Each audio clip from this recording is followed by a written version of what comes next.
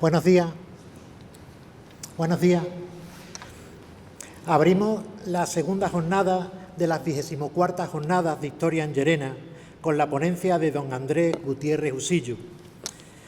Andrés Gutiérrez Usillo, asturiano de Gijón, es doctor en Geografía e Historia, especialidad en Antropología Americana por la Universidad Complutense de Madrid, máster en Museografía y Exposiciones y especialista universitario en Archivística. Es un profesional de larga y reconocida trayectoria en museos. Comenzó su carrera profesional en el Cuerpo de Facultativos de Conservadores de Museos en 1999 y desde entonces ha formado parte de los equipos del Museo Nacional del Prado y del Museo del Ejército. Fue nombrado subdirector general adjunto de Museos Estatales en la Dirección General de Bellas Artes del Ministerio de Cultura en 2008, cargo que desempeñó hasta 2010, cuando se incorporó al Museo de América como responsable del desarrollo de proyectos de investigación y posteriormente del Departamento de América Precolombina, donde ha permanecido hasta la actualidad.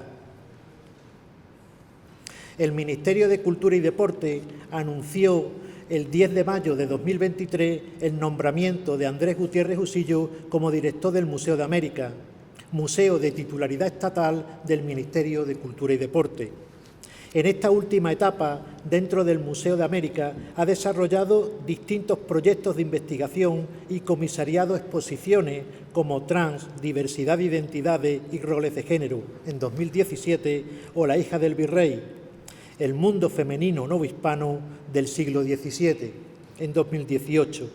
Además de numerosos artículos de investigación sobre el patrimonio americano, ha publicado diversos catálogos y manuales de museografía y ha impartido numerosas conferencias nacionales e internacionales. Su ponencia de hoy lleva por título La identificación de los géneros y el reconocimiento de la diversidad a través del arte y la arqueología. Nuestro ponente, en primer lugar, se pregunta qué es el género y cuántas categorías se pueden establecer.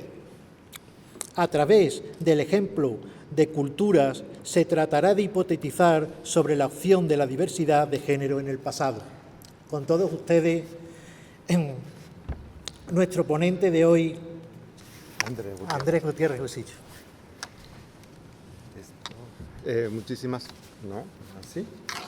Muchísimas gracias, Eugenio, por esta presentación. Gracias. Muchísimas gracias a todos los integrantes de la Sociedad Extremeña de Historia y a todos los asistentes hoy.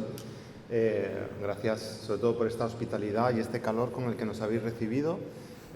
Gracias a los que os habéis acercado hasta aquí para escuchar esta conferencia. Voy a intentar poner una presentación para ir comentando cuestiones sobre identidad, de expresión, de género, orientación sexual y hacer una diferenciación. Este es el objetivo básico que tiene esta presentación, ¿no? Vamos a diferenciar entre lo que es una expresión de género, una identidad de género o lo que es la sexualidad o orientación sexual. Comenzamos hablando un poco de la transición de géneros a través del arte, ¿no? Porque lo tenemos tan presente que muchas veces no nos damos ni cuenta de que lo estamos viendo próximo o cerca de nosotros. Y el detonante va a ser justo esta ópera de Pietro Metastasio que se estrenó en 1744, pero que hace unos meses, no sé si fue el año pasado, se volvió a representar en Madrid, ¿no? Justo el tema de la ópera, que tuvo muchísimo éxito en su momento, es este libreto de Metastasio sobre una escena o un tiempo de la vida de Aquiles que desarrolló en una isla que se llama la isla de Esciros o Esquiros, en la que ejerció o tenía un rol femenino. Iba vestido de mujer y su rol se llamaba Pirra, la roja, y durante esa etapa este héroe clásico, un prototipo de la masculinidad, guerrero, pues tuvo una etapa, un periodo en el que desarrolló una identidad femenina, ¿no? ¿Por qué se hace o por qué tuvo tanto éxito esta representación operística? Bueno, en realidad no solamente la ópera, los maestros pintores, como por ejemplo Rubens, recoge también esta misma escena. Aquí en este cuadro que podemos ver del Museo Nacional del Prado, la figura que está en el centro, luego lo desarrollaremos un poco más, pero esa figura vestida de mujer no es otra que Aquiles, ¿no? Aquiles en esta etapa de su vida en la que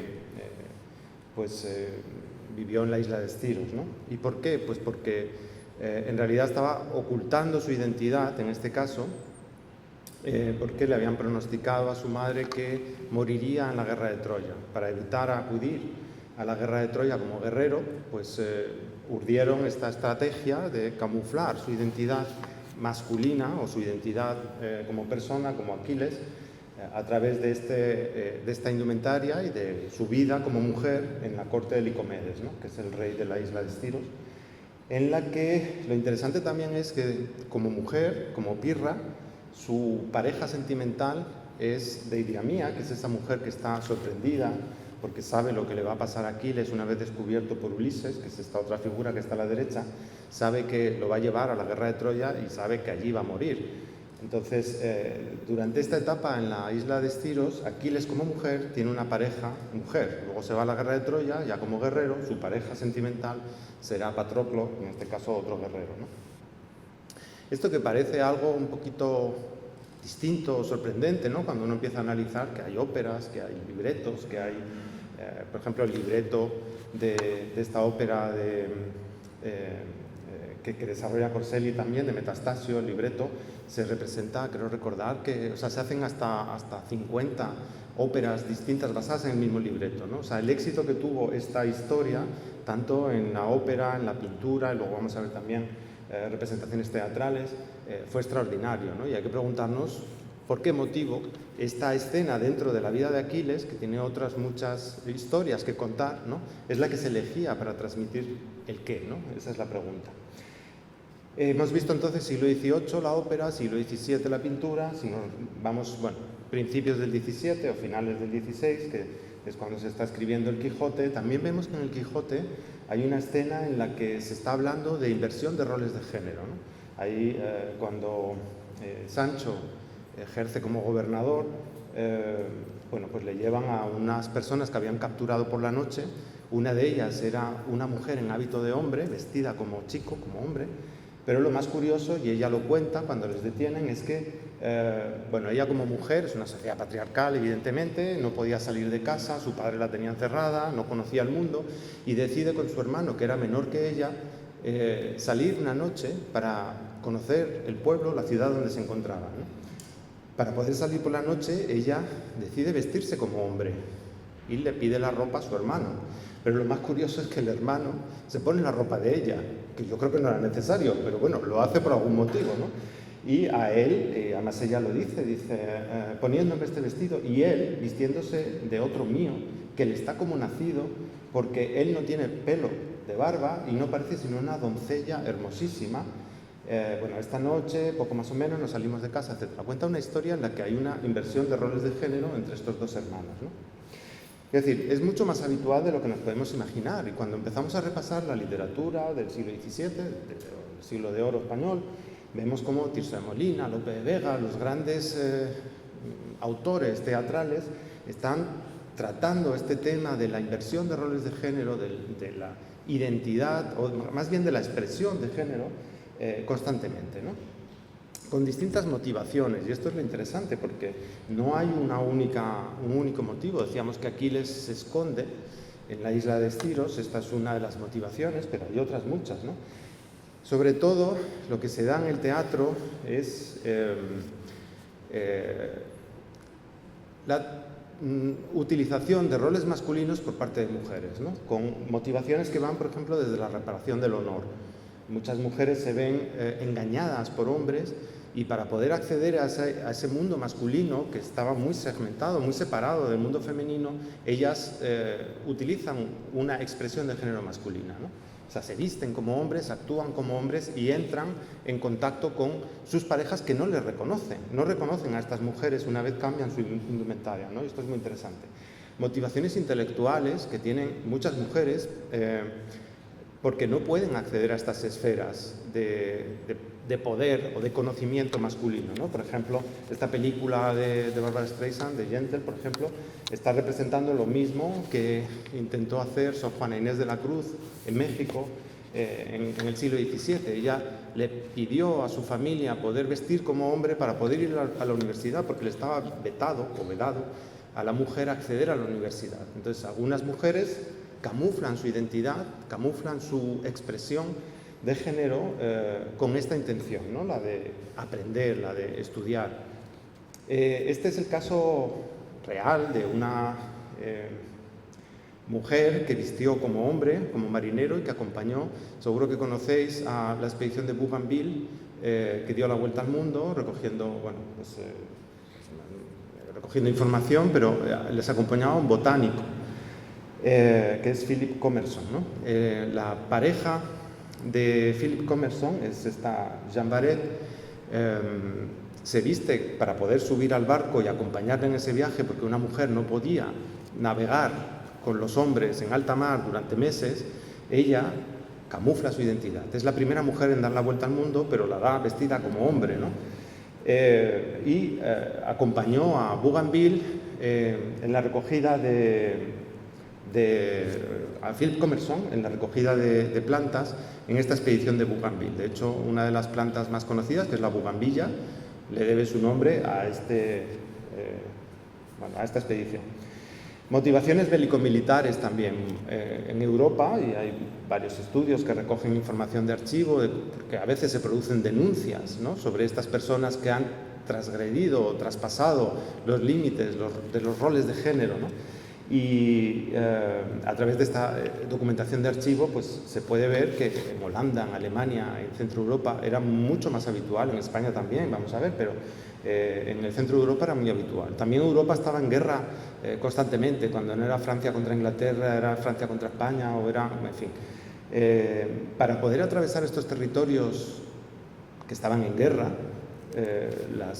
a veces las mujeres lo que tenían que hacer era utilizar indumentarias masculinas, vestirse como hombres, como soldados, e incluso acompañaban a los ejércitos. Y algunas de ellas, y aquí ya entramos en otra cuestión, ya no solamente la expresión de género, sino la identidad de género, algunas de ellas eran hombres trans, es decir, en realidad ellas eran hombres y desarrollan su carrera militar, como esta persona que está aquí retratada, que es Gertrude ter Bruch, que sirvió como dragón en traje de soldado, aunque sus genitales eran femeninos. Ella había nacido como mujer, pero desarrolló su vida como hombre.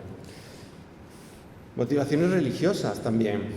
Claro, esto es muy curioso. Por ejemplo, aparecen obras Calderón de la Barca, como esta Santa Eugenia, o la más conocida, Santa Librada, que para librarse precisamente del matrimonio, porque ella había jurado virginidad eterna a Dios, y el padre quería casarla con un señor, pues ruega a Dios, y lo que se le concede es que le nazca barba. Estas cuestiones estaban ocurriendo. Luego vamos a ver algún caso concreto, pero hay no solamente una intención de cambiar una expresión de género, a veces se producían confusiones de identificaciones de género, como vamos a ver después. Bueno, este repaso rapidísimo de la literatura, del teatro, nos lleva también a esta comedia que vuelve a reproducir lo mismo que veíamos al principio, ¿no? El monstruo de los jardines es otra vez la representación de esta etapa de la vida de Aquiles en la que se viste como mujer, ¿no? Y en este caso por parte de Calderón de la Barca. Y volvemos a retomar el tema de los hombres que visten como mujer, que estaba mucho peor visto que las mujeres que vestían como hombres. Ya hemos visto que se les reconocía como soldados, podían actuar en determinados espacios, pero cuando un hombre vestía como mujer o su identidad era femenina, normalmente es un tono burlesco, de desprecio, ¿no? Lo que vemos en estas obras, por ejemplo, de Luis Quiñones Benavente, que se convierte incluso en un género. Los mariones, le faltaría la C, en el siglo XVII se llamaban así, o siglo XVI, se crea un género en parte provocado por el propio patriarcado, porque hasta 1587 en el teatro español, lo mismo que en el teatro kabuki japonés, lo mismo que en el teatro de Shakespeare, las mujeres no podían subir al escenario. Entonces los papeles femeninos de las obras de teatro eran representados por hombres, ¿no? Pero en estas otras escenas, en estas otras entremeses, con este género concreto que se crea, específicamente son personajes masculinos que desarrollan roles femeninos, confundiendo a los coprotagonistas, porque el espectador siempre tiene las claves, ¿no? Siempre sabe que esa persona en realidad es la que había salido en la escena anterior vestida como, bueno, con un rol masculino, ¿no? Y que conoce esas claves de interpretación. Y esto gustaba muchísimo, como estamos viendo, tanto de mujeres que actúan como hombres, como de hombres que están actuando como mujeres. Ahí tenemos el Marión, el entrevés que se atribuyó a Quevedo, o, bueno, Pistraco, Juego del Hombre, Los maricones galanteados, Los putos, en fin, una serie de obras de teatro de esta época, del siglo XVII, ¿no? Que están tratando este tema. Algo que, como estamos viendo, estaba muy presente en la vida del siglo XVII, pero que se llega hasta el día de hoy, que ha sido, bueno, por lo menos hasta el siglo XX, como estamos viendo, con esa clave de comedia, ¿no? Con Faldas de Loco, no me acordaba del título de la película, pero bueno, Jack Lemmon, que representa, bueno, Marilyn Monroe, Jack Lemmon y Tony Curtis, ¿no? Que están representando esa inversión de roles otra vez, camuflándose como hacía Aquiles, vistiéndose como mujeres para escapar, en este caso, de la mafia, también de un posible castigo, jugando con esa confusión. Y el espectador sigue teniendo las claves, ¿no? Se supone que no lo sabe, pero el espectador conoce que estas dos mujeres de la izquierda en realidad son dos hombres, ¿no? Mientras que el resto de mujeres no son capaces de percibir esto, ¿no? Bueno, volvemos otra vez a la escena de Rubens para analizar un poco las claves, ¿no? Decíamos que vamos a ver un poco claves de interpretación de los géneros, porque los mensajes que recibimos visualmente, ya no solamente en el teatro, ¿no? Sino a través del arte, nos están exponiendo claves concretas para identificar géneros, ¿no? Una figura que viste como mujer, en principio es una mujer, pero cuando vemos que está tomando un casco o una espada, como hace Aquiles, que fue la estrategia que urdió Ulises, Ulises sabía que Aquiles estaba escondido, pero no sabía quién era, no era capaz de reconocer a Aquiles entre las doncellas de la corte de Licomedes, ¿no? Y lo que hace es urdir una estrategia, esconde, según las interpretaciones, según las versiones, pero esconde un casco, una espada, a veces es un escudo, una lanza, esconde armas entre pañuelos, joyas y otros objetos que se supone que son femeninos. Las hijas de Licomedes buscan y rebuscan en esa cesta que vemos las joyas, las perlas, los pañuelos, pero Aquiles, cuando suena una trompeta de guerra, le aflora la masculinidad escondida y lo que toma es el casco y la espada. Es decir, en ese momento Ulises se da cuenta de que Aquiles es esta mujer vestida de rojo, Espirra, por este gesto que tiene que ver con unos objetos relacionados con los géneros, las armas, ¿no? El casco, la espada, son objetos masculinos, ¿no? Una mujer no se pondría un casco y una espada por lo general, hay que quitar alguna divinidad clásica, pero en fin, en general sería así, ¿no? Esta escena que estamos viendo, que interesó tanto en ese momento, la vemos representada también en otro cuadro que nos da la clave el propio Rubens. En este caso fue pintado por su discípulo, Van Dyck, y Rubens, intentando vender esta obra a un posible comprador, le dice: es un cuadro de un Aquiles vestido de mujer, hecho por mi mejor discípulo y todo retocado de mi mano, cuadro hermosísimo y lleno de muchas bellas muchachas. Bueno, hay unas cuantas, pero la estética o la hermosura de las mujeres, incluida una mujer trans o este chico Aquiles vestido como mujer, parece que era uno de los motivos de interés de la compra de estos cuadros, ¿no? En este caso vemos también otra cosa curiosa, que no lo he mencionado: la única figura femenina que enseña la pierna es Aquiles, ¿no? Si os fijáis, las mujeres pueden enseñar la espalda, pueden enseñar los pechos, pueden enseñar los brazos, pero las piernas no las enseñan prácticamente nunca, ¿no? Los hombres sí, los hombres pueden enseñar de la rodilla para abajo, y por eso Aquiles, y es otro guiño, otro gesto que está haciendo el artista para que podamos reconocer el género de esta persona, es mostrar la pierna, ¿no? Aquí no vemos la pierna, la carne de la pierna, pero sí que vemos la anatomía, porque los pliegues del vestido se adaptan a la forma de la pierna, es decir, podemos reconocer esa pantorrilla o esa pierna de Aquiles, ¿no? Mientras que el resto de mujeres, ya veis, ahí a de diamía prácticamente los pechos se les salen del escote, ¿no? ese no era problema, las piernas no se podían ver. Y volvemos a ver cómo la escena, voy a pasar muy rápidamente para que veáis el éxito que tuvo esta escena, ¿no? Ya seguidores de Rubens, como Wilhelm van Herp, ¿no? Que reproduce lo mismo. Aquiles ejerce como un eje de separación entre los géneros, entre los género masculino, que estaría en este caso a la derecha. Ahí vemos a Ulises echándole el guante para que no se le escape a Aquiles. Y vemos en el otro lado de ese eje, que es Aquiles como mujer, a las mujeres de la corte, ¿no? Y también vemos que se mantiene una serie de símbolos. Aquiles como mujer era Pirra, decía, la roja, y siempre aparece, o casi siempre, por lo menos en el 16-17, vestida de rojo, ¿no? ¿Y desde cuándo se representa esto? Pues desde la antigüedad clásica, ¿no? Es verdad que con variantes, porque en estos mosaicos lo que vemos es que no recoge un casco, sino un escudo y una lanza, pero esa indumentaria femenina también se mantiene en Aquiles. Y a veces no lleva indumentaria femenina, pero reconocemos la escena por la presencia de Ulises, por el escudo, en este caso está semidesnudo Aquiles, pero vuelve a ser otra vez el éxito que tuvo desde la antigüedad clásica esta escena en la que Aquiles ejercía un rol femenino, ¿no? Y decíamos que una de las cosas que parece que gustaban en la época era la sensualidad que transmitían estas mujeres, incluida la figura femenina de Aquiles, ¿no? Aquí vemos la nuca, el inicio de la espalda, ¿no? Un gesto que casi es mostrando una sensualidad que en la época gustaba, ¿no? Aquí vemos otra vez a Aquiles, también de rojo, con una posición anatómica muy sinuosa, ¿no? Y también el arranque de la espalda, el cuello, buscando otra vez la sensualidad, ¿no?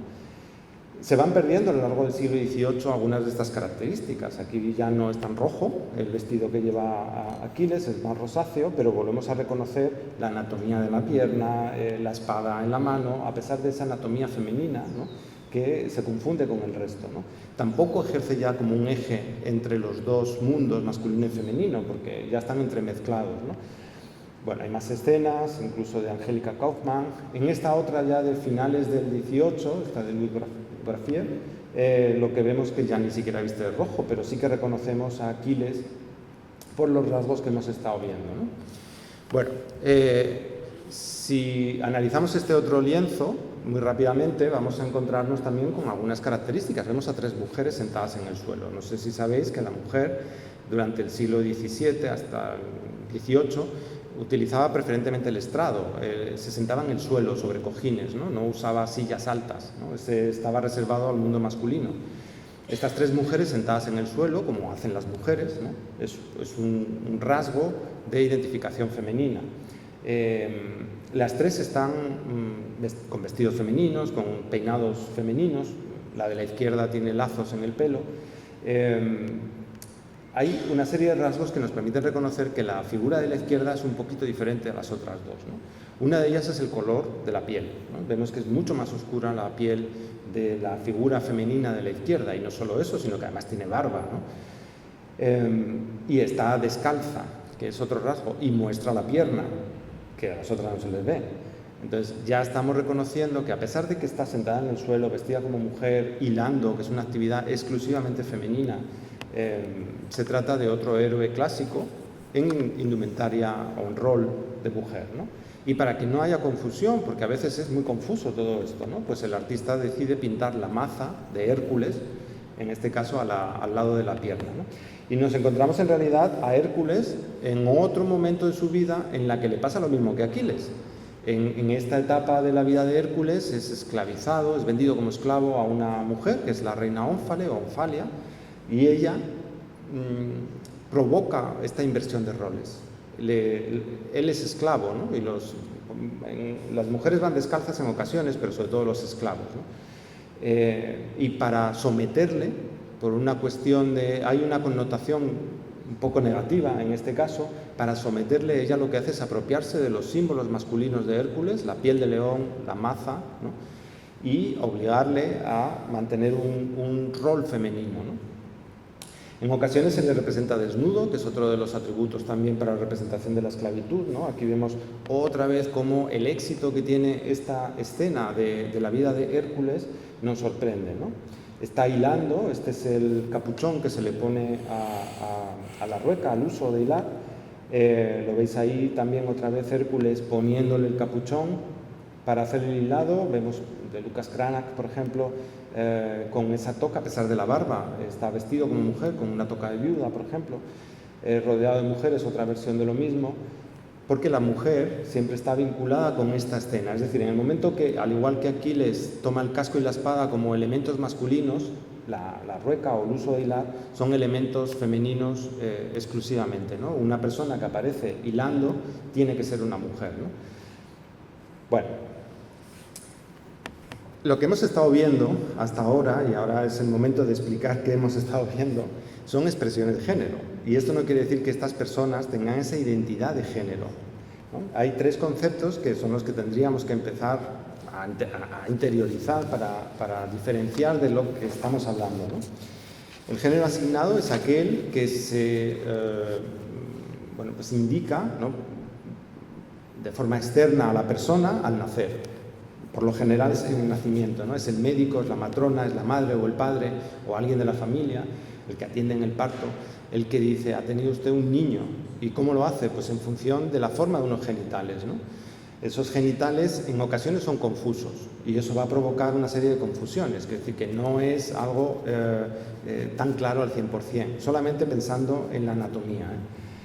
Bueno, este es el género asignado, que puede coincidir o no con la identidad de género, que es lo importante, ¿no? La identidad de género es lo que la persona, una vez empieza a desarrollarse, los niños y las niñas en ocasiones tienen esta identidad de género contraria al género que se le ha asignado. Se le está diciendo que es un niño y esa persona se siente niña, ¿no? Esa es la identidad de género, que puede ser transitoria o no, pero lo que la persona siente que es diferente a lo que se le ha dicho que tiene que ser, ¿no? Pero es que luego hay otra cuestión, que es la que hemos estado viendo hasta ahora, que es la expresión de género, ¿no?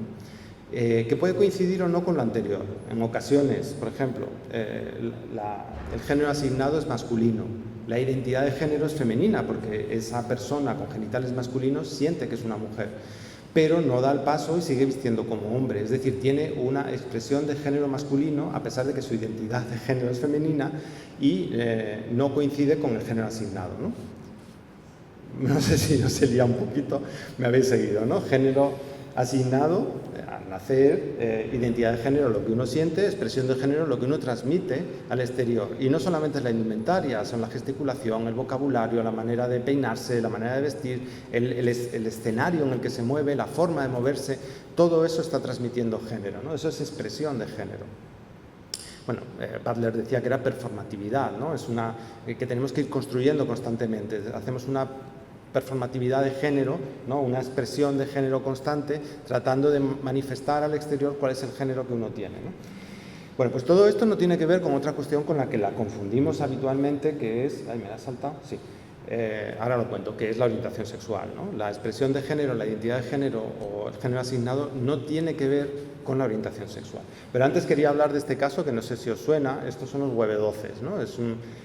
A veces hay alteraciones genéticas que provocan, como en este caso, ¿no?, pues identificaciones erradas. Esto es en República Dominicana. Son personas que nacen con genitales aparentemente femeninos porque no tienen desarrollados, ¿no?, los testículos no han bajado y no se desarrolla un pene, ¿no?, hasta que empieza el cambio hormonal.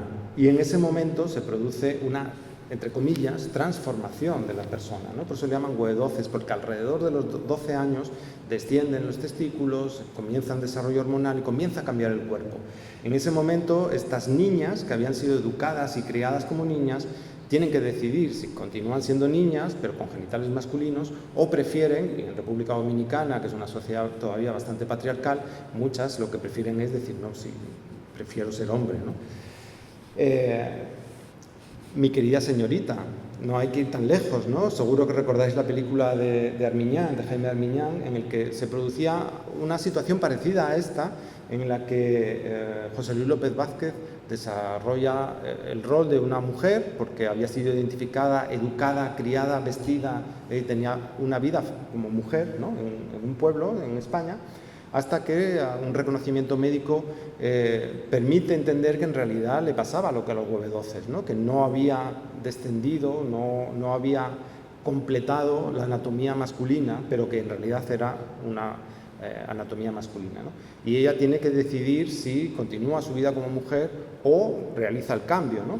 Quiero decir que independientemente de lo que uno sienta o piense, a veces se ve condicionado por síndromes, alteraciones genéticas, como este síndrome de Klinefelter, que por cierto dicen que lo tenía Carlos II, en el que vemos lo que hoy se llamaría intersexualidad, que hasta hace poco se venía denominando hermafroditismo, ¿no? Personas que tienen incluso los dos géneros, los dos cromosomas. Sabéis que los cromosomas son los que determinan el género, XX género femenino o mujer, XY el género masculino. La mujer siempre aporta la X porque los hijos heredamos un gen de uno y otro del otro, ¿no? En cuanto a la determinación del género. La mujer siempre es X y el hombre puede aportar o la X y nace niña o el Y y nace niño, pero en ocasiones se produce una alteración genética y en lugar de tener dos cromosomas se tienen tres. Entonces son XXY, es decir, son al mismo tiempo mujeres y hombres, porque XX sería femenino, XY sería masculino, que lío se estoy liando. Bueno, me entendéis, ¿no? Estas personas intersexuales o hermafroditas se reconocen desde la antigüedad, ¿no? Están presentes en obras de arte como este vaciado de una escultura romana que hizo el propio Velázquez en Roma, que se encuentra hoy en el Museo del Prado, y hay otras esculturas que están mostrando esta representación, que esto es lo importante también cuando los mitos, las construcciones de la comprensión del mundo incluyen esta diversidad. Nadie se sorprende. El problema es cuando esta comprensión del mundo se reduce a un binarismo, ¿no?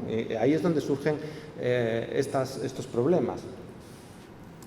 En otras sociedades de América, por ejemplo, hasta el día de hoy, se reconocen personas que fueron primero identificadas como intersexuales o hermafroditas, porque los españoles, los europeos, cuando llegaban a América, encontraban personas que eran mujeres, aparentemente, ¿no?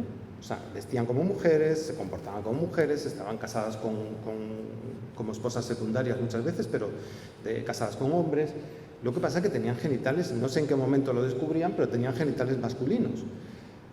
Y la primera interpretación que se da es que son hermafroditas, porque había un conocimiento clásico de la existencia de estas personas, ¿no? Intersexuales o hermafroditas. Luego, la interpretación varía, ¿no? Ya no son hermafroditas, sino sodomitas, y ya se les obliga a vestir con indumentaria masculina, y ya se les rompe los esquemas, porque la expresión de género es importante para la integración también. Cuando estas mujeres que estaban integradas como mujeres en sus sociedades se les obliga por parte de misioneros, por ejemplo, hasta el día de hoy, ¿no? Venezuela son los guarao, los tirahuinas, el nombre que se le da a las mujeres trans entre los guarao en Venezuela. Se les obliga a vestir como hombres, rompes toda su vinculación con la sociedad. Ya no se pueden casar con un hombre, porque un hombre no se iba a casar en estas sociedades con otro hombre, ¿no?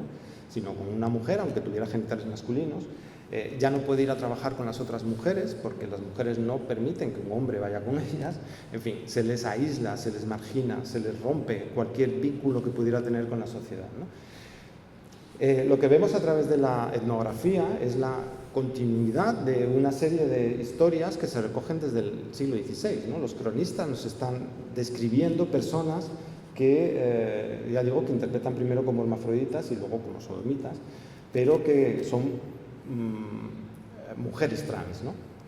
Mujeres trans, bueno, pues aquí vemos a dos mujeres, pero una de ellas es una mujer trans, ¿no? Y esta fotografía de Marsaez, que formó parte de otra exposición, lo que nos permitía entender es que aunque una persona tenga una identidad de género concreta, es decir, sea una mujer trans, puede ser una mujer trans lesbiana. Esto es difícil de entender, una mentalidad más ordenada, ¿no? Dentro del aprendizaje del binarismo, pero una mujer trans puede ser lesbiana, como este caso, ¿no? Esta es Vera y Victoria, es una pareja de mujeres, pero una tiene genitales masculinos. Pero esa mujer, a pesar de los genitales, que se siente mujer, se siente atraída por mujeres. Y esto es lo que le pasaba en ese momento a Aquiles, ¿no? Aquiles como mujer se sentía atraída por otra mujer, ¿no? Bueno, estos serían entonces los conceptos, y aquí sí que es donde metemos el tema de la orientación sexual, que no tiene que ver con lo anterior, por lo que estamos viendo. Es decir, una mujer trans puede ser lesbiana, le pueden gustar otras mujeres, pero sigue siendo una mujer, ¿no? No por el hecho de tener una pareja determinada uno cambia su género. El género es una cosa, la identidad de género y la expresión de género es una cosa, y la orientación sexual es otra. Bueno, con todo esto, ¿cómo reconocemos entonces los géneros? Voy a dedicarme solo al tema artístico, ¿Cómo reconocemos esos géneros? Bueno, pues es que nos basamos en estereotipos. Estamos estereotipando constantemente todo lo que vemos a nuestro alrededor, porque es la manera también de intentar ordenar todo esto, ¿no? ¿Qué es lo que vemos aquí? Vemos una representación de una mujer, ¿no? Además, bueno, pues es una artista, se llama Shigeyuki Kiara, ella es una artista de Polinesia, de Samoa, aunque tiene orígenes japoneses, pero juega un poco con el estereotipo occidental sobre la sensualidad de la mujer polinésica, ¿no? Vemos los pechos, la postura sinuosa, la falda, ¿no? La falda de hierbas, los brazos finos, los cabellos largos, el rostro. Bueno, pues hay una serie de rasgos que nos permiten reconocerla como una mujer, ¿no? Ella tiene una serie más larga de fotografías, porque en realidad ella es Fa'afafin, que es la otra denominación de estas islas de Polinesia, en donde se reconoce al tercer género, a las personas transgénero, que tienen genitales masculinos, pero que tienen un rol femenino, ¿no? Y es una explicación de cómo estamos proyectando unos estereotipos, ¿no? Intentamos reconocer y reconocemos a una mujer, pero cuando vemos los genitales se nos rompen los esquemas, ¿no? Decimos, no puede ser una mujer. Bueno, pues sigue siendo una mujer, pero con genitales presuntamente masculinos. Y esto de los estereotipos, si lo aplicamos a nuestra propia sociedad, que no hace falta ir muy lejos, ¿no? O sea, este es un cuadro de castas del siglo XVIII que se pintan en México, hay algunos de Perú, pero sobre todo se pintan en la Nueva España. Tienen que jugar con estereotipos distintos, porque entran en juego otros factores diferentes a los que hay aquí en España. Si pensamos, por ejemplo, en los murales de Egipto, ¿no? O de los etruscos, se aplica lo que veíamos en el cuadro de Hércules, una serie de estereotipos que tienen que ver con el color de la piel. Por ejemplo, el hombre se pinta más oscuro que la mujer, ¿no? Y ese ya es un rasgo, un atributo de género en general. Pero claro, en América no funciona. Ese atributo del color de la piel no tiene sentido, porque para representar el origen étnico, por ejemplo, se utiliza el mismo rasgo, ¿no? O sea, las mujeres indígenas, por ejemplo, como vemos en este cuadro, tienen un color de piel, en teoría, estereotipado, porque hay españoles que somos más morenos que grupos indígenas de América, ¿no? Pero está estereotipando. El español aquí es mucho más blanco, porque no es una cuestión de género, sino una cuestión de procedencia étnica, ¿no? Pero lo que vemos en la figura del hombre es una postura sinuosa, es bueno, pues, lazos, puntillas, maquillaje, lunares postizos, pelucas, ¿no? Son estereotipos que se usaban dentro de la masculinidad del siglo XVIII y que hoy a lo mejor nos sorprenden como rasgos masculinos. Claro, estamos evidenciando también dentro de la masculinidad de un sector de la población, de la élite, ¿no? Pero la élite viste de una manera determinada y expresa su masculinidad de manera cambiante, ¿no? O sea, en el siglo XVIII la masculinidad se expresaba con rasgos que a lo mejor hoy no entendemos como masculinos, pero que sí que eran rasgos masculinos entonces, ¿no? Así que a veces es un poco confuso cuando miramos hacia otras culturas de las que no tenemos los códigos, cómo interpretar esas figuras. No lo sabemos, nos faltan esos códigos, ¿no? Y esta es la dificultad que nos encontramos desde la arqueología, por ejemplo, cuando no hay textos escritos, ¿no? Bueno, lo que vemos aquí es otra mujer trans, indígena. Esta es Huehua, muy conocida, es una mujer verdache de lo que llaman indios pueblo, de los Zuni, del suroeste de Estados Unidos, que fue informante de una antropóloga que se llamaba Matilde Stevenson. Se la llevó a Washington, le presentó al presidente de Estados Unidos, estuvo en la Smithsonian trabajando, como haciendo, reproduciendo tejidos, etc. La antropóloga dijo que ella no tenía ni idea de que se trataba de una mujer trans, ¿no? O sea, que tenía genitales masculinos, porque hablaba como una mujer, se expresaba, se movía, vestía, actuaba, hilaba, tejía, hacía las actividades femeninas, ¿no? Claro, es importante reconocer que tiene genitales de una manera o de otra, realmente no. Hoy sí. Para nosotros es importante porque queremos visibilizar, ¿no? La existencia o la presencia de personas de una diversidad de géneros, y por eso es importante reconocerlas, pero para la comunidad a la que ella pertenecía probablemente no era importante saber si tenía los genitales de una manera o de otra, era una mujer, ¿no? Y bueno, pues hay muchas fotografías de Huehua en las que pues vemos, o Huihua, en las que vemos pues eso, con cerámica, composiciones. Ahí las miramos cuando se corta el pelo, pues ya tiene una expresión, un rostro que desde la perspectiva actual a lo mejor pues nos parece más masculino, pero no somos capaces, si no sabemos la historia que hay detrás, no somos capaces de afirmar si esta persona que estamos viendo en una fotografía es de género masculino, femenino o cuál es. Vemos una expresión femenina, pero no sabemos qué genitales puede tener una representación, ¿no? Casos, habló mucho de mujeres trans, también de hombres trans, también los indígenas había hombres trans, es decir, personas con genitales femeninos que desarrollan roles masculinos, van a la guerra, luchan como guerreros, como hombres y visten como hombres, ¿no? Las mujeres por lo general, entre las comunidades indígenas de Norteamérica, no enseñan los pechos, en este caso los hombres sí, pero las mujeres no. El hecho de que esta persona con genitales femeninos, con pechos femeninos, vista con un cinturón masculino es porque es un hombre trans y tiene un fusil en la mano. O sea que mujeres trans que volvemos a encontrar hasta el día de hoy. Muxes en Oaxaca, ¿no? En el istmo de Tehuantepec, en México, vemos estas fotografías de estas personas que, si no tenemos las claves, lo que vemos aquí es una mujer, viste como una mujer, vemos el rol femenino, en este otro caso vuelve a ser Tidagüina de Venezuela, mantiene un nombre masculino, se sigue llamando Andrés Medina, pero su rol es femenino totalmente, ¿no? En la India, las Igras, ¿no? En Polinesia, ya hemos visto esta artista Sihiyuki Kiara, pero Paul Gauguin, a veces no lo sabemos, pero Paul Gauguin representó a una persona trans, a una mujer trans, que es esta que llama el mago de Ibaoa, ¿no? Y ahí reconocemos la existencia de esta diversidad de género. Y mucho más cerca de lo que nos imaginamos. Y no sé si conocéis el caso de las vírgenes juradas de los Balcanes. Estas personas son hombres trans. Cuando la familia pierde la representación masculina, es decir, que dentro de un contexto familiar no hay hombres que les representen dentro del Consejo de Ancianos, por ejemplo, ¿no? o que pueda acceder a esa esfera, o que están muy separadas las esferas masculinas y femeninas en las sociedades más tradicionales, ¿no? De manera voluntaria, presuntamente, aunque es una manera de que personas que tienen estas identidades de género puedan desarrollar sus identidades, ¿no?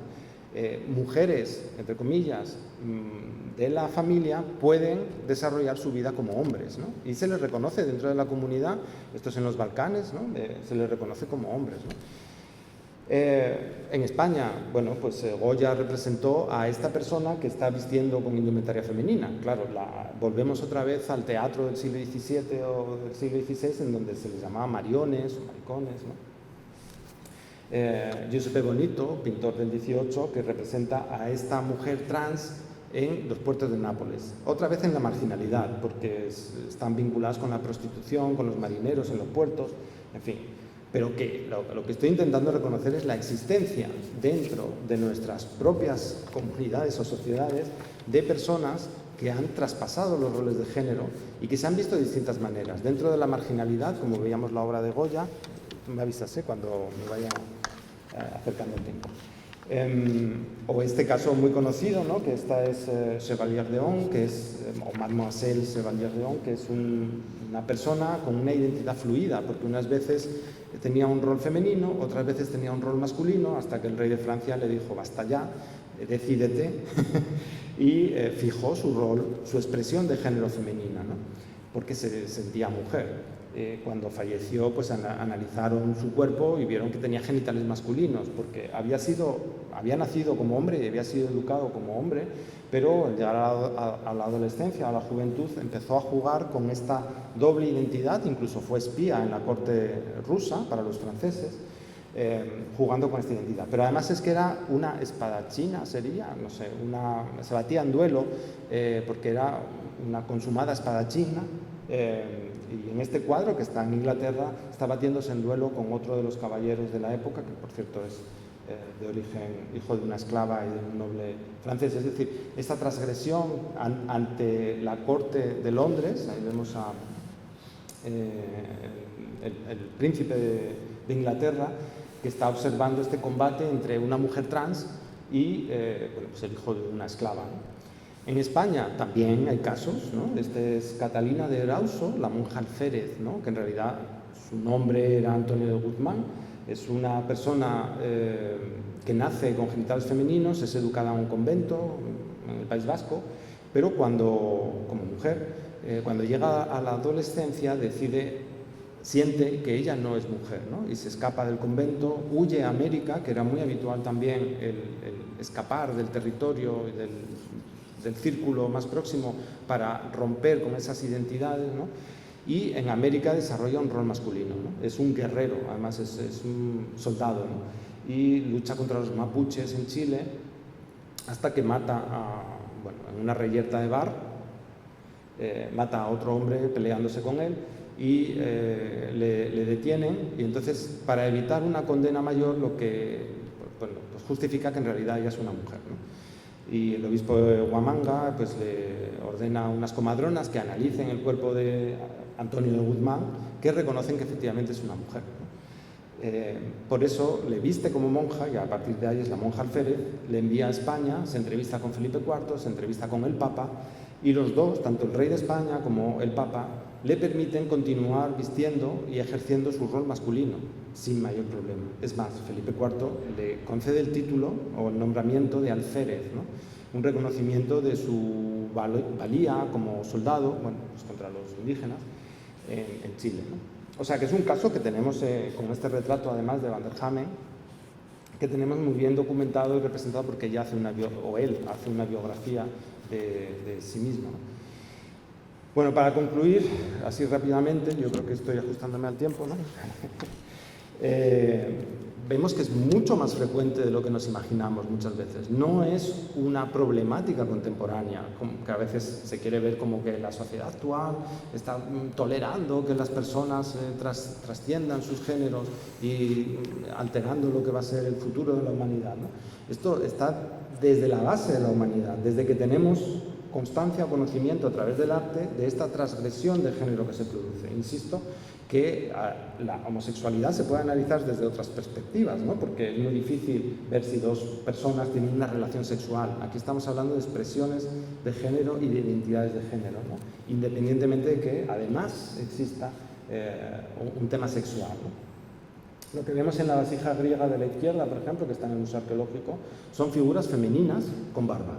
Entonces no sabemos, porque nos faltan las claves, pero no sabemos si son mujeres con barbas desarrollando ritos dionisíacos, rituales un poco, o son hombres barbados con expresiones de género femeninas, vestidas como mujeres, porque es muy habitual dentro de determinados cultos, de determinadas religiones, que haya esa transgresión de género. De hecho, los chamanes muchas veces lo que hacen es invertir su rol de género para confundir a los malos espíritus, ¿no? Como una manera, como hacía Aquiles, ¿no?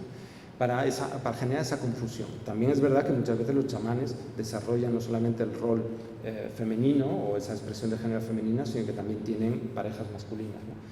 Bueno, en esa escena que vemos a la derecha, que es un sacerdote azteca, es un sacerdote de una diosa y como tal viste como la diosa, o sea, se representa también de manera con falda y vestida como mujer, ¿no? Tampoco hay que irse tan lejos, es decir, dentro del carnaval hay espacios en el teatro, ya lo hemos visto, el teatro kabuki o el teatro español, hay espacios rituales en los que se permite esa transgresión, incluso se instiga a que se produzca esa transgresión, ¿no? El carnaval, por ejemplo, esto es una representación de Regoyos, de Evaristo Valle, perdón, de la carnavalada en la cuenca minera en Asturias, ¿no? Los mineros vestidos como mujeres. Detrás de esto que hay, bueno, pues es una transgresión de género que a veces no implica nada más que esa expresión momentánea, ese desahogo momentáneo o esa intención cómica o lo que sea, pero existe, ¿no? Se tolera dentro de estos espacios, quiero decir, ¿no? Danzas en Perú, este es un códice peruano del siglo XVIII en donde vemos dos hombres vestidos como mujeres en una danza. Esta es una exposición temporal para que veamos también que hasta el día de hoy nos sorprende muchas veces lo que las personas sentimos o sienten, ¿no? Esta es una pareja, es un matrimonio, no sé si habéis visto esta exposición en Madrid, en el Museo de Artes Decorativas. Esto es un matrimonio que ha hecho esta fotografía en 1922, bueno, dejó un álbum fotográfico en el Banco de España en una caja fuerte, ¿no? Pasaron, no sé si lo que establece la ley, creo que son 80 años o algo así, en el que esa caja no se abrió. Entonces el Banco de España pues, comunicó la apertura de la caja fuerte, y lo que se encontraron dentro fueron unos mantones de Manila y un álbum de fotografías, ¿no? Cuando vieron las fotografías, en realidad era un álbum íntimo de la familia, de esta pareja, en la que este hombre pues lo que hacía era vestir como mujer y fotografiarse con su esposa, o sea, no más lejos, ¿no? Pero los mantones de Manila eran los que usaba, ¿no? O sea, que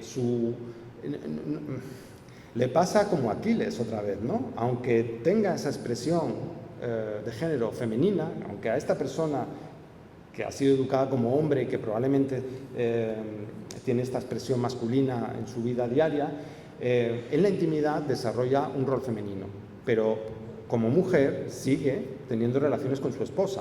Es decir, que por eso insisto en que hay que separar estas dos cuestiones, ¿no? Y las divinidades, y por eso termino ya con esto, esas mitologías, ¿no?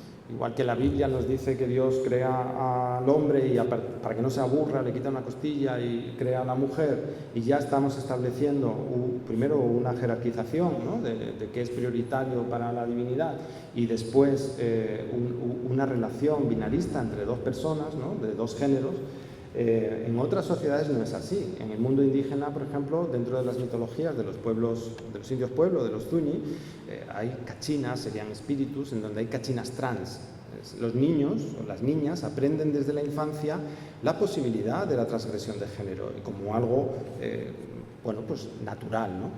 En la antigüedad clásica más o menos lo mismo. Lo que vemos en estos cuadros con los que voy a terminar, de François Boucher, es a Júpiter transfigurado como Diana, como una diosa, como una mujer, para tener relaciones sexuales con Calisto, ¿no? Es lo que estábamos viendo en la intimidad de esta pareja del álbum fotográfico. Son un hombre transformado en mujer para tener relaciones sexuales con otra mujer, ¿no? En este caso, ¿no?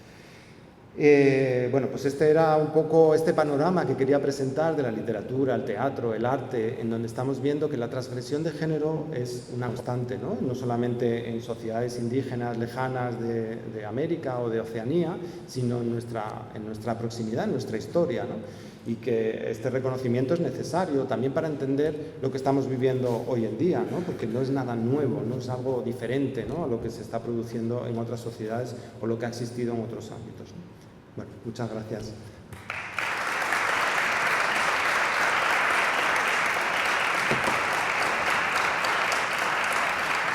¿Tiene preguntas? Sí. Gracias a Andrés Gutiérrez Husillo por estar hoy con nosotros, y antes de ir al café, al edificio de enfrente, en este complejo cultural La Merced, podemos abrir un pequeño turno de debate o alguna pregunta.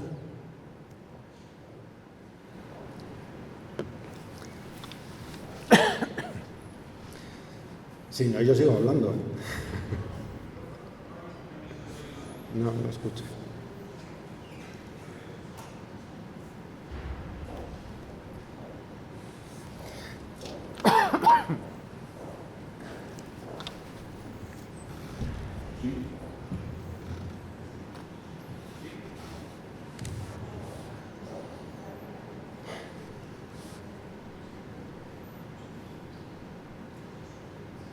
Sí, bueno, ¿se me oye bien? Sí, bueno. Bueno, profesor Andrés Gutiérrez Husillo, muchísimas gracias por esta charla que usted conferencia tan didáctica y tan interesante. La pregunta que le iba a hacer es la siguiente. Usted, como experto en museografía, tiene un manual que usamos en Sevilla, en la universidad. Bueno, ha hecho también artículos muy interesantes sobre aspectos de la identidad. En ese sentido, ¿cuál es el camino que tiene que recorrer museos como el Museo de Bellas Artes de Badajoz, por ejemplo, en el que yo he presentado un trabajo de escritor también con temática de identidad? ¿Qué camino tienen que recorrer nuestros museos para que precisamente se identifiquen a estas personas, a estas identidades? Eso. Pues muchísimas gracias por la pregunta y por la publicidad. Gracias. A ver, los museos son ventanas a la sociedad, ¿no? Y cuando una persona vamos a poner una persona afrodescendiente, una persona trans, una persona migrante, entra en un museo y no reconoce, no se puede reconocer dentro de ese museo porque lo que se está exponiendo solamente es una parte, ¿no? La sociedad ha cambiado muchísimo en los últimos 25 años en España, ¿no? Y me imagino que en el mundo. Entonces, los museos tenemos que cambiar para intentar adaptarnos a los nuevos tiempos. La composición de la sociedad no es la misma, ¿no? La visibilidad que tienen las personas transgénero, que ya hemos visto que existían en el pasado, no es la misma. Hoy en día tienen una participación dentro de, pues, de espacios visibles, ¿no? Mucho más abierta, pero los museos todavía no. Y una anécdota, ¿no? Todo esto surge de una exposición temporal que hicimos en el 2017, por cierto hay un catálogo que podéis descargar online, aunque la edición ya está agotada en papel, pero yo hice muchas visitas guiadas, ¿no? Las personas más mayores que estaban vinculadas a la asociación de amigos no quisieron venir a ver la exposición por miedo. Hay un miedo a hablar de estos temas, a verbalizar muchas veces la palabra, ¿no? Homosexual, no sé, mujer trans. Tenemos que normalizar, que es una palabra un poco fea, pero bueno, tenemos que intentar verbalizar sin tanto miedo y visibilizar sin tanto miedo lo que son situaciones que han existido. En los museos no se hace, habitualmente cuesta mucho este reconocimiento, pero la anécdota es la siguiente. En esa exposición los padres, una pareja, vinieron con una niña trans que tendría, no sé, 10, 11 años, no sé, más o menos, ¿no? La niña estaba fascinada porque se reconocía dentro de lo que contábamos en la exposición, porque encontraba un espacio en donde ella podía verse representada. En el resto del museo no hay ese espacio para las personas transgénero, ¿no? Para esta diversidad.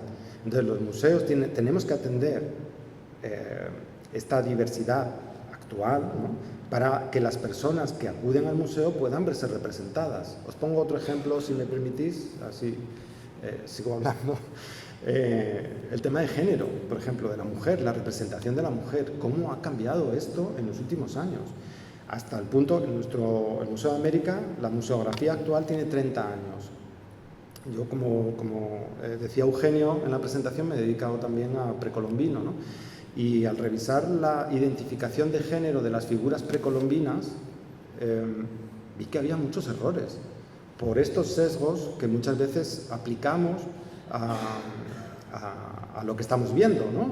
Vemos una figura con atributos de poder y pensamos que es un hombre y no miramos la figura que en realidad tiene genitales femeninos.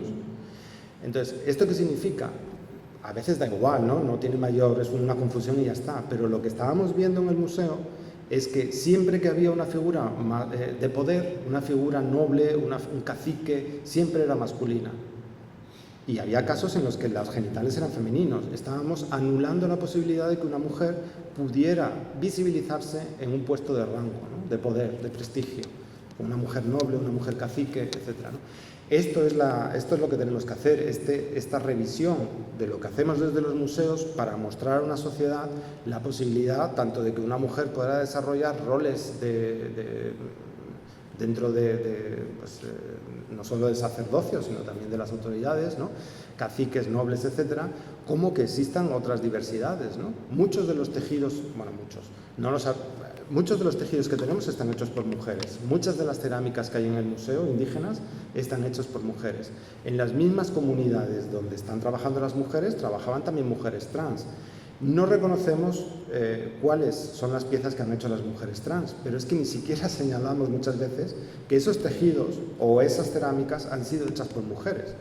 Y la posibilidad de señalar que dentro del arte que están desarrollando mujeres en sociedades tradicionales, además hay mujeres trans, creo que es el paso que tenemos que dar, ¿no? Y en eso es en lo que estamos intentando trabajar. Así que muchas gracias por la pregunta, porque es muy interesante. ¿Alguna otra pregunta?